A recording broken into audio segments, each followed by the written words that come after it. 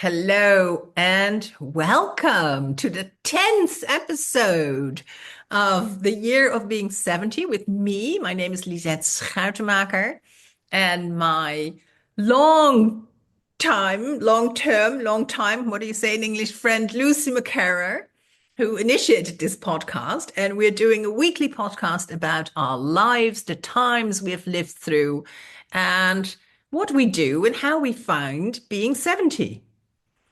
We do indeed, yes, and we're back after a short break. So, as Lisette said, this is episode 10, and we're sort of calling it a new season, but it's a new year anyway. So, we thought that this episode we would ask the big question of how do we shape our lives?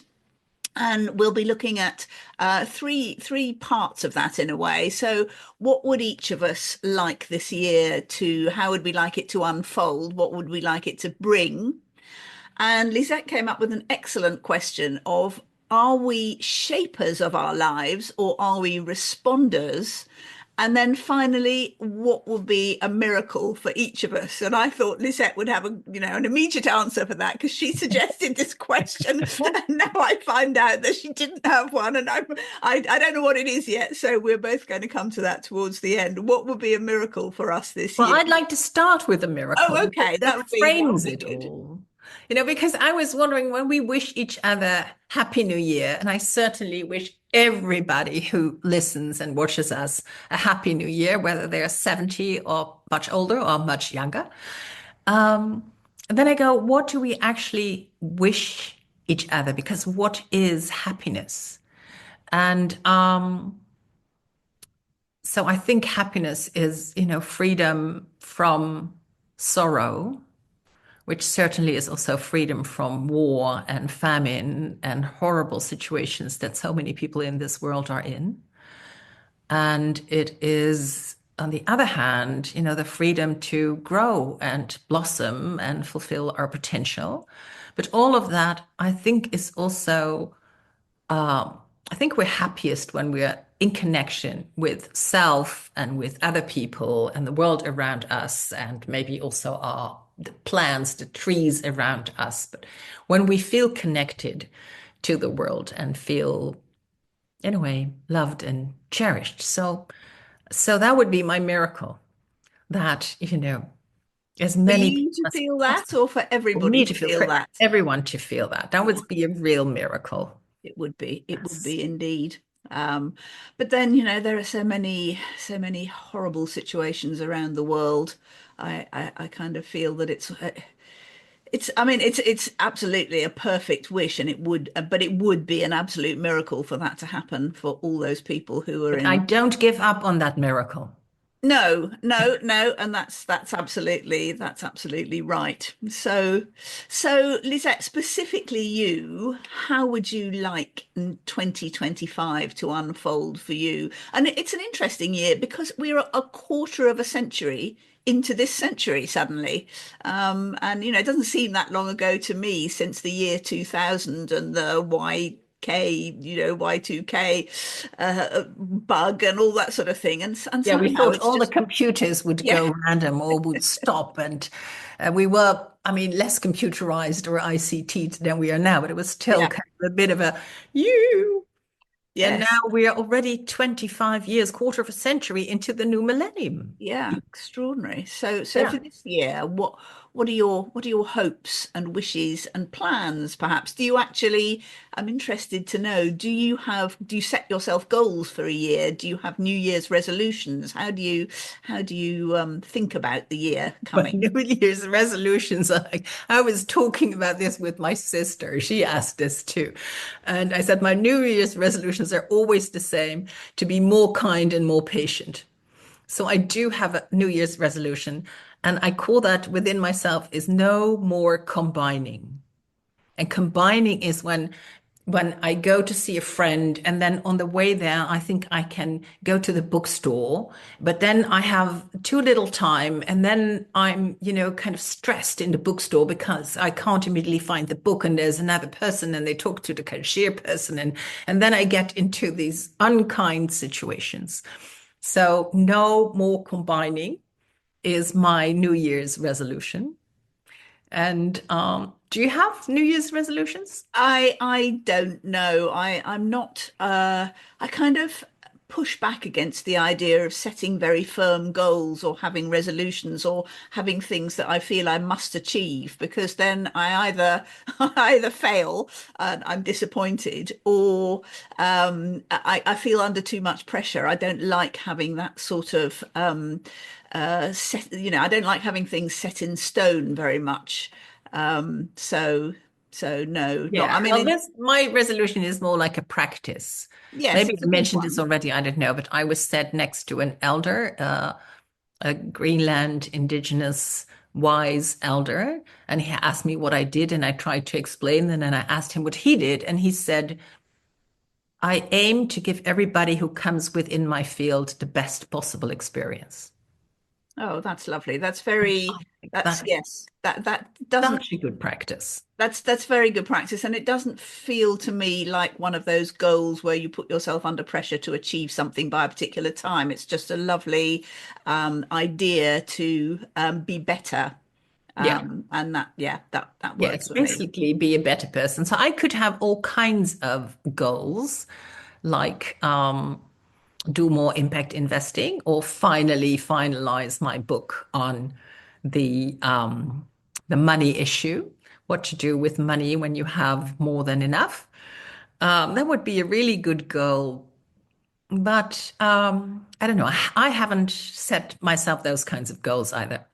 So how do you visualize the year unfolding? Because I'm sure most people at the beginning of a year, we have some kind of mental picture of either what we want to happen or what might happen. So how do you visualize the year ahead, if nothing else? Yeah. Well, so I have plans until the end of March. Kind of, I have plans up until and including the eldest daughter retreat at Findhorn, which Uh-huh. is, let me advertise, 21st to 24th of March. We'll be gathering in Findhorn with firstborn women only. But after that, I have some events planned here and there, but I like that it is still quite open and it will shape itself through basically through events that I will attend, like conferences or yeah, gatherings, and then I'll kind of glue something to that. And so from say April 1st, it's still quite open. Mhm. How is that for you? Yes, I think that's sort of similar. I think I've taken to seeing the year in quarters, because that's a sort of business thing to do, and we talk about this quarter campaigns, for example, PR campaigns or marketing campaigns at Rethink Press for 4 quarters of the year, and what we're going to do in Book Magic. So I suppose, I don't know, my year kind of is sort of looking like quarters, and like with you, the first quarter is the busiest because it's or the most planned, because there are certain things that are going to happen. For example, my Book Magic will come out in the first quarter. It's now been edited, and I've got some lovely illustrations for it. So it's sort of heading towards being typeset now, designed and typeset, which is exciting. So I hope This it is your will. final book about how to write a book, right? Yes, that's right. And this is the one, how to write a book with the phenomenal tool you have developed with AI. Yes, that's right, which is also called Book Magic. But it's not. I mean, the book. You can read the book and follow the book and do what the book suggests without. You don't have to use Book Magic, the AI tool, the app, but it will work better if you use the two, I think. But some people just don't want to do that, and that's absolutely fine. So it is still. It's basically my accumulated experience over the last 13 years of having mentored, over 1,000 entrepreneurs through this process of positioning and planning and writing their business book, their book about their business. And it's not just about the kind of physical acts of writing. It's not just an intellectual experience. It's also very much an emotional experience. As I'm sure you know, writing a Yeah. book is an emotional experience, and Yeah. you go through ups and downs. But I've tried to sort of put that in the book as well, and particularly say to people, if you, when you get to, because it's not if, it's when generally, when you get to the point where you're thinking, oh, this is rubbish. Why am I writing this? Nobody's going to read this. It's a terrible book. I know nothing. Everybody knows this already. Um, it's not you. It's not your book. This is what happens to everyone. It's part of the process of writing something as substantial as a book. I mean, this is very different to writing an article or a blog post or, shorter form writing or publishing. But a book is a substantial piece of work, and it will take you time, and you will go through emotional ups and downs. So I try to say in the book, this is normal. Accept this. Just, don't get upset by the emotions. Stand back from them. Keep going. You'll get to the place where you realize that actually you've written something really amazing. And it is I yours. so recognize this. I so recognize this. I was on a writing retreat with my friend Marilu, and then kind of had other things. This happened in the summer. And then we showed to each other what we'd written. And I was like, oh God, can I really show her this? This is like awesome rubbish. And she read it and she said, people don't know this, Lisette. People, I think it's valuable. I'm like, really? And Yeah. because my kind of thing is that I think what I've written before is kind of rubbish, and then I start again. And sometimes I basically write the same, and sometimes I write something different with a different angle because that angle will work where the other one won't. And so to keep on keeping on is really a thing while Yeah. writing. I think that's almost perhaps the main message when you're writing a book. Keep on keeping on, Yeah. because you will Yeah. get to the end. And when you write your first draft, it feels like that's everything, but it's not, because you go back, you do your editing, you revise it, you show other people, you get beta readers, you get feedback, Yeah. and then it goes to a professional editor, and it's a long process. I mean, not that long. It doesn't take forever, but I mean, it's not. It goes through several iterations, and that's what you have to remember. It's never like, oh no, this is awful. I have to stop now. It's too bad. There's always a next stage where it can improve, and you just have to keep going. Indeed. Yeah. So we were talking about the first quarter and your book coming out. And Yes. yeah. So I'm also we're going to have a launch event for the book, but also for Book Magic and all our investors, and to make that. So that's sort of my perhaps may what everything's kind of leading up to. But we're also doing interesting things in Book Magic, like there will be we're putting a higher level in where there'll be lots of promotional tools. So after writing your book, after publishing your book, you still can go on using Book Magic to promote the book, and that will, I think, will be very useful to a lot of people. And then we're going to I put just want to flag, how this is called a year of being 70. So we're not sitting kind of, as we say in Dutch, behind the geraniums and waiting for our children, I don't have any, or grandchildren, I don't have any, to visit. But you are such an entrepreneur and working with the AI. I just want to flag that, Lucy. Oh, well, that's very kind of you. But equally, you are, an active, positive investor, an Yeah, author, a writer. So, I mean, I yeah. think I think again, the reason we're talking about being 70, I think, and I hope, is to some extent to show people that this isn't the end of the road, that it doesn't slow you down, it doesn't stop you. I mean, obviously I know if you're employed in certain organizations, 70 may be maybe even a late retirement age, and you may be Yeah, forced into stopping doing a particular kind of thing. But there's always other stuff yeah, you can do. I reckon. yeah.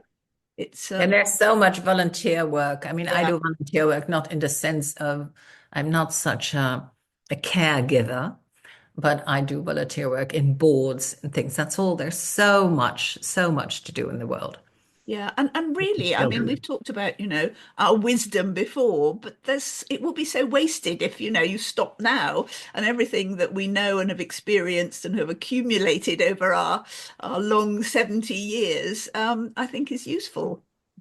And, we don't Yeah, we shouldn't sort of just give up and waste it.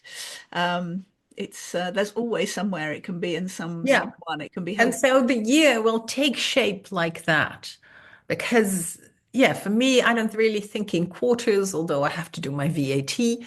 But otherwise, it just month by month, things come into the diary. And then, yeah, Yeah. I have, yeah, quarterly board meetings for some boards that I'm in and annual meetings and all these things. And so we had this question, are we shapers of our lives or are we responders or do we shape by responding? Yes, I think that's such an interesting question. I sort of know what I do, but tell me how you see yourself in that dichotomy, if it is a Yeah, dichotomy. so I think I'm more a responder and I really love life to unfold. I like that term of unfolding like a flower, like leaves. Um, a fern kind of unfurling itself and not be fully planned. And I do like some structure here and there. So some pegs to hang things on. Yeah. And I respond to now, for instance, a friend of mine has gotten the idea that there's a choir, and it's a professional choir, and it's so interesting. I speak about him, and here he is on the phone. Isn't that the moment I say his name, he calls me? Isn't that amazing? So So do this is you a think professional that choir, and they need a new chair of the board. And now his idea was that I could do that. I was like, what? So I went to one of their concerts. And so it's very much like my inner compass. Is this mine to do or not? And why would I do this? Because I don't want to do it just to keep busy or I want to do it because I feel it has my name on it, and that's maybe the most. So there's real feeling into those kinds of things. So I aim to choose, and then of course with all those roles that we play, there's endless kind of meetings and calls and minutes and things to think about and read about and yeah, so that's how it takes shape. yeah, that's interesting. So do you believe that when you're thinking of someone like that or mentioning them and they ring, do you believe that's coincidence or do you think there's some other force at work there? Well, I love to live in a universe that is somehow, connected and attuned. Now, I must be honest and say I called him this morning, so he's Oh, also right. calling back. But it was still interesting how, at the precise moment that I thought of him, he would call. And I think it is just a better story to live in a world or in a sphere where things are connected and light up and through our attention we kind of draw people to us and live in an attuned connected place. And Yeah. mostly when I'm really good in myself, I have more of that or I notice it more, and I feel that's the famous flow. Yes, yes, I think attention is the key word there, and that part of your brain called your reticular activating system, which is the thing that focuses you on the things that you are interested in and shuts out the things that you are not interested in, without which we would all become highly overwhelmed. And it's sort of it works like if you walk into a noisy space where there are lots of people talking, you suddenly hear your name even if it's right Yeah, over the other side of yeah, the room, because your yeah, reticular activating system is so attuned to yeah. listening out for that.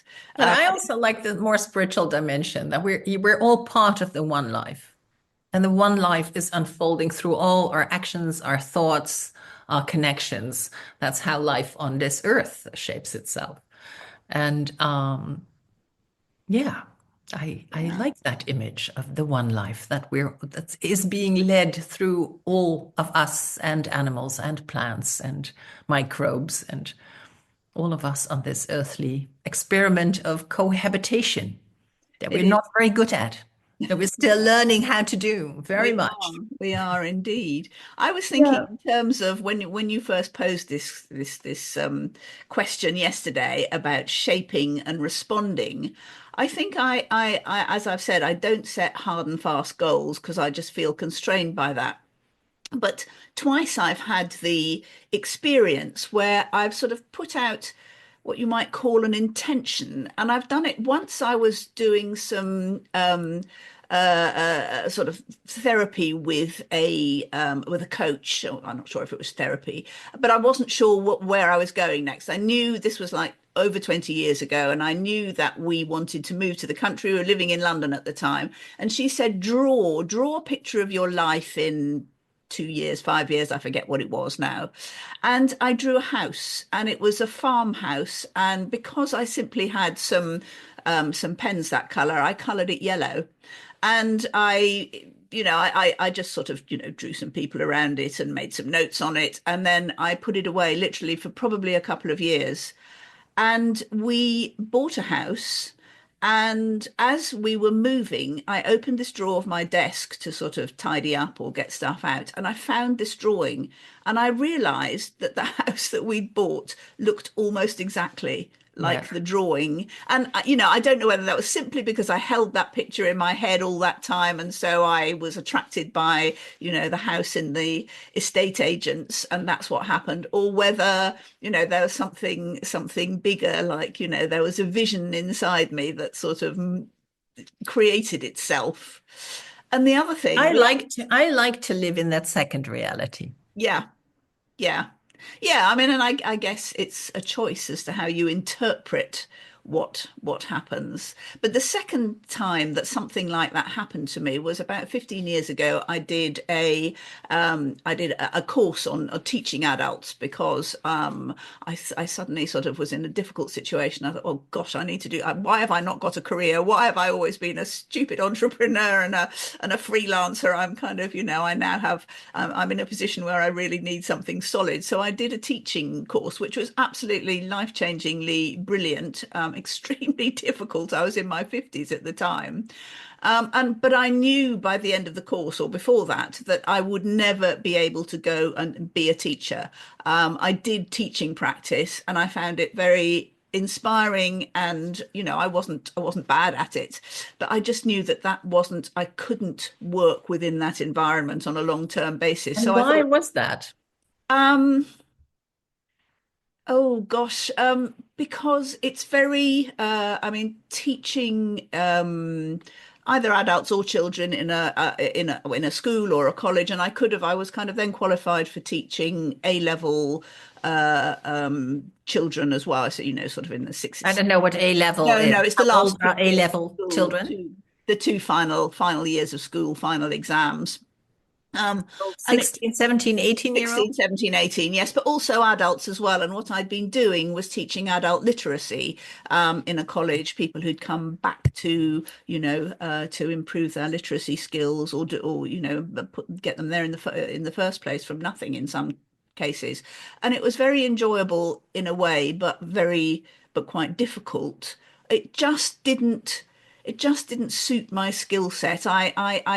I couldn't do that the whole time. I think because I'm an introvert, I could not be, that couldn't be my full-time job, sort of always performing, always doing that. And also because I don't know, a bit of a rebel, or I like to do things my own way, the constrictions of not just the curriculum, which is fine, but the way you have to teach, the lesson planning, the things you have to include and not include, the things you have to, it's incredibly complex. I have such a respect. I mean, even more respect for teachers of all kinds Yes. than I did before. It's so difficult, and It's you know, very so difficult. And complex. maybe it is also not fully you because you are an entrepreneur. Yes. Well, I thought, I mean, my plan at the end of that course was I am going to, because I'd been a work-life balance consultant before that and had worked in sort of corporate situations. So what I'm going to do is I'm going to take this ability to teach writing and I'm going to sell it into corporates. So I'm going to go into businesses and I'm going to teach them to write better for their reports, for their, whatever they need. And I did, in fact, do a bit of training on that. But what happened was that I had that idea. But it didn't turn out in the way I thought it was going to be. And what I ended up doing was I was teaching business people to write, but I ended up teaching them to write books. And that's what happened because either I couldn't sell it in as I wanted to, or I Yeah. couldn't make that specific idea that I had um, take shape in practice. And actually it wouldn't have been right for me anyway. And Yeah. what I did end up doing has been brilliant. And But that's so interesting. So you go take a course to achieve something, and then it's not the something, then it is something else. But it's very useful that you did the course, right? yes. I was a teacher for 1 year too. Oh, I didn't know that. But only I had only two classes because somebody was I don't know, pregnant or ill. I don't remember. I was still a student of the classics, Latin and Greek. So I had one. They were like 14-year-olds, and I really loved those children. And I was like 10 years older than they were, you know. But I also saw, wow, this teaching and teaching in high school, and then, to go to a school every day and be with those children every day. I was like, wow. I felt a bit like a slides show, like, Yeah. oh, this is class 2A, now this slide, and then this is class 2B, now this slide. And I concluded I want to work with adults, not with children. And so because my studies of Latin and Greek kind of to many people sound very intellectual, but basically it was a teacher training. We were always, the professors were always saying, "Oh, you'll notice this when you're in front of a class, you'll have to be able to explain that to them." And it was a good conclusion for me. I wanted to work with adults. Yeah. Yeah.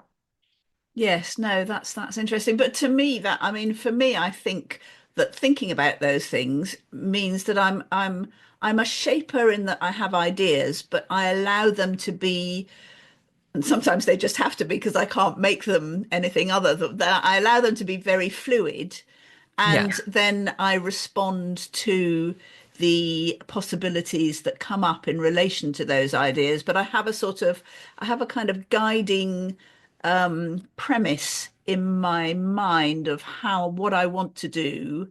And then, but I think it's really important, and this is why I don't set specific goals with specific timelines, to be flexible, because Yeah. otherwise you get tied down to stuff that isn't necessarily what you should be doing. Yeah. And you can't then take advantage of opportunities that come up and people that come your way and the sharing of ideas and sort of going along a different but even more interesting and exciting track.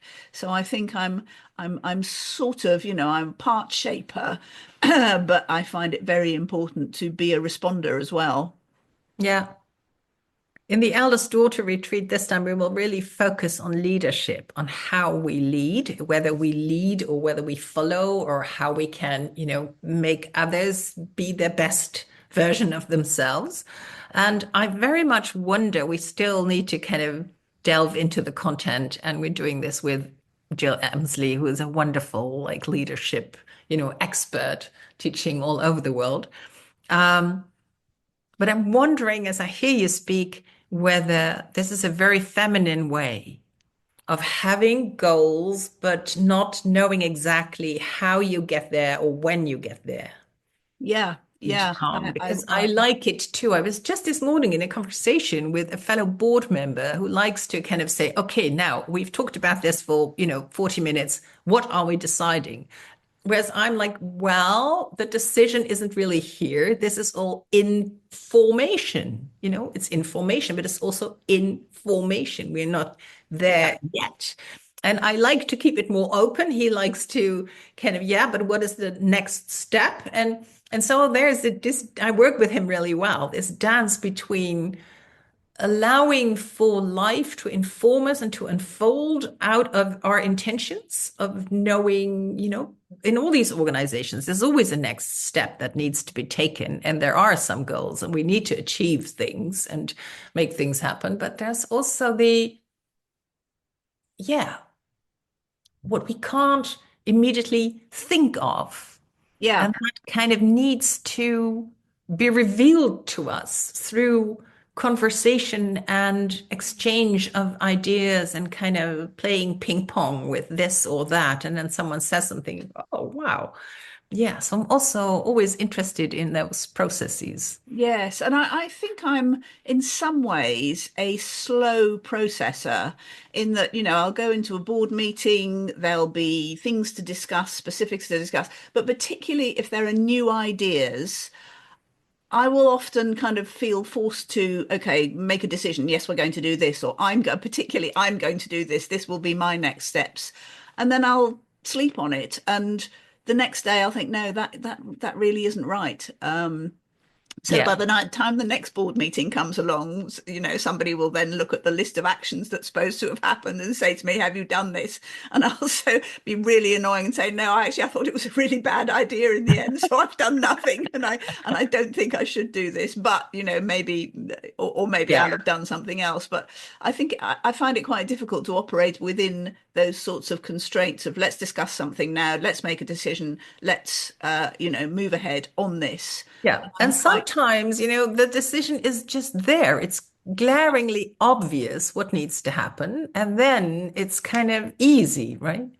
So I'm kind of looking for that moment where things start to, we talked about flow before, when the energy is kind of you're co-creating with the future of that particular organization or that particular, group of people wanting to do something, or with a book. Yeah, yes, exactly. And I again, I kind of say to people often, if you've picked a subject or a chapter or whatever to write on today, and it won't come, don't force it. Go, either pick something else that you can easily, write about, and that's why I like people to plan in detail in advance so they know exactly what the Yeah. structure is. So pick something that you can write about because there will always be something that's easier than something Yeah. else. With the difficult thing, write it down, put it on your mental list for tomorrow or the next day, and don't think about it anymore. Let your subconscious process. And then when you come back to it, I can almost guarantee that you'll find it either a lot easier or it just slips out and you just your subconscious has done the work for you. And I'm very I feel that I've trained my brain to work like that a lot, and that I put a lot of emphasis on letting my subconscious do the work. But that really entails not actively thinking about it, because if you actively think about something, I think you stop your subconscious working because it needs to be in free flow, sort of behind the curtain, as it were. It's interesting because I work like that a lot, but also sometimes I really need to think something through, and then I use a flip over, and I kind of have to kind of visualize, what could be a next step. What is, if I go in that direction, then what happens? What is next? What is next? And where do my thoughts then go? And partially I discover that through writing, but partially I need to also, yeah. Yeah, I think what's interesting to me thinking about the way people design their lives or processes or books or projects or whatever is how and when you externalize, because obviously everybody starts with thinking, but there are some people who then need immediately to talk about it, and that's how they think by Yeah. externalizing it through Yeah. speaking with other people. And Yeah. I'm almost completely the opposite to that. I need to, I mean, I do, I might sort of talk and listen, but I have almost a horror of externalizing anything before in my head I've created what I call my wireframe. And I need to have the whole picture, even roughly in place before I can talk about something or externalize it, either in writing or talking to people in a way that I feel comfortable with. So I often marvel at how people can sort of talk through, half-baked ideas. It's just sort of going all over the place. I can't even do that. I can't, and I really do not know what I seriously think until I see it written down on the screen or a page. It's the Mhm. writing process for me that Mm. gives me the detail of my own thinking, and then I can talk about it. So I have to create a PowerPoint before I can give a presentation. And sometimes I have to write the detail of what I'm going to say to each slide. Sometimes I just know it, but I have to have the whole thing in place before I can start working on the detail. I can't sort of talk about little bits. Oh, we could do this here or that there. It doesn't. I'm not good at doing that. How does your kind of project development work?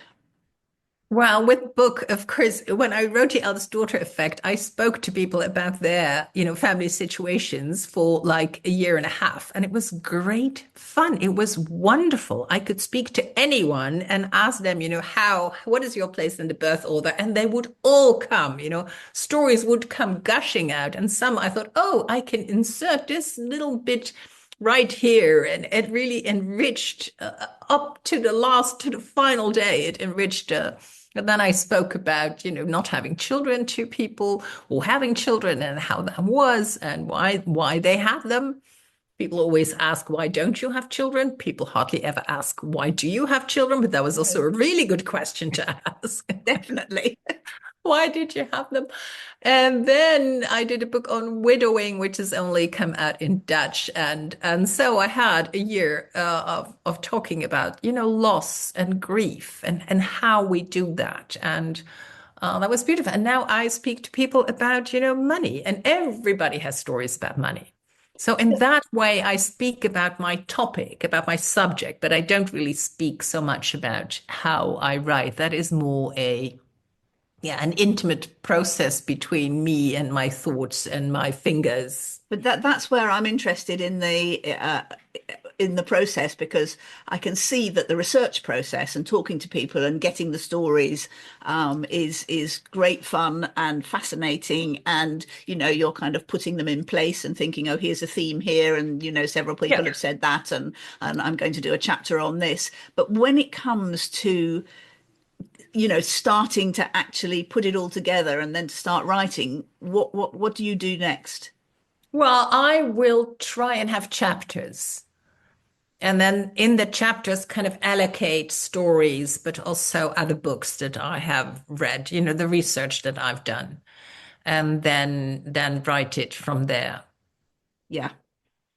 But I will not have the whole thing thought out, not at all. That really happens in the writing and in being with each part of Yeah. the whole of the book.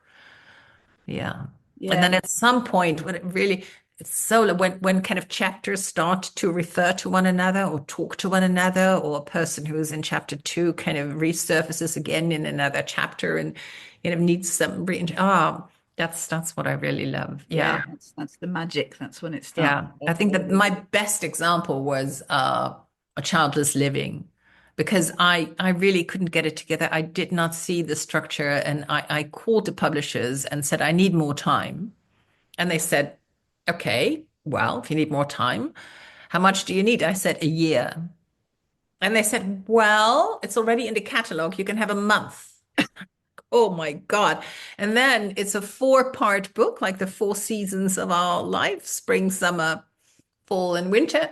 And then suddenly I had it, and I wrote, I think in 2 weeks' time, I wrote each of those four, segments, which each have like 10 or 12 sub chapters, and very focused, very concentrated writing.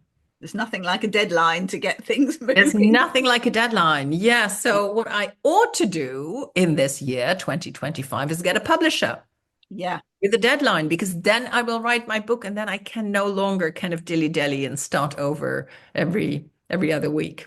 Well, that was what I was going to say would be my miracle because over over the Christmas holidays I started writing my novel, or I got far enough into it for me to feel that it's real now. It's kind of like a world. I know where who the characters are. I know where things are going anyway because I have my mental wireframe.